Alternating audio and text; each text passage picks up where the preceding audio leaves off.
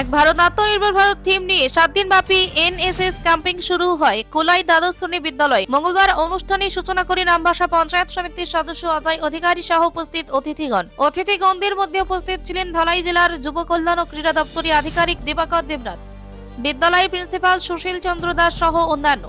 এদিন এলাকার 10 জন দুস্থদের হাতে শীতবস্ত্র তুলে দেওয়া হয় এনএসএস ইউনিটের পক্ষ থেকে।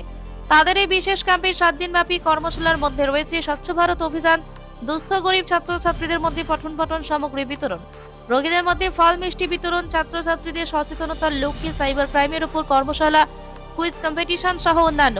7 দিন ব্যাপী বিশেষ শিবিরকে কেন্দ্র করে এনএসএস ভলান্টিয়ার্সদের মধ্যে উৎসাহ ছিল ব্যাপক।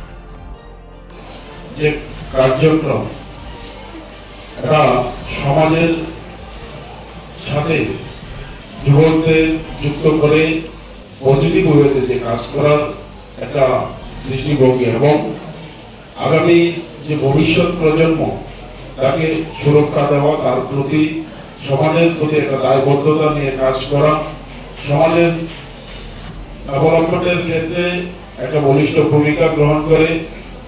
কারণ যারা আজকে এই স্বেচ্ছাসেবক এবং স্বেচ্ছাসেবিকা এই দায়িত্ব নিয়ে আমরা লক্ষ্য করেছি প্রায় সময় এটা অনুষ্ঠিত হয় যে এনএসএস এর উদ্যোগে বিভিন্ন বাজার, হসপিটাল এবং বিভিন্ন সরকারি প্রতিষ্ঠান সহ বিভিন্ন জায়গায় সাফাই অভিযানে তারা হাত লাগায়, বিভিন্ন সামাজিক কাজকর্মে তারা অংশগ্রহণ করে।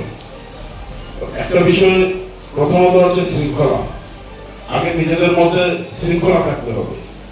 যদি আমরা শৃঙ্খলাটাকে মান্যতা দিই তবে আমরা সমাজের বিভিন্ন ডেভেলপমেন্টের কাজে আমরা অংশীদারিত্ব হতে পারবো এবং সমাজের মানুষও আপনাদের এই যে নতুন উদ্যম এটার প্রতি সামাজিকভাবে মানুষের কাছে গ্রহণযোগ্যতা এটা তখনই সম্ভব যখন দেখা যায় যে 5টা যুবক মিলে, কারণ আপনাদের যে বয়স একটা কাজ করার মানসিকতা তৈরি করে, আর এই বয়সের যুবক যুবতীরা তাদের মধ্যে যে উদ্যম মানসিকতা এর মধ্য দিয়ে আপনাদের যে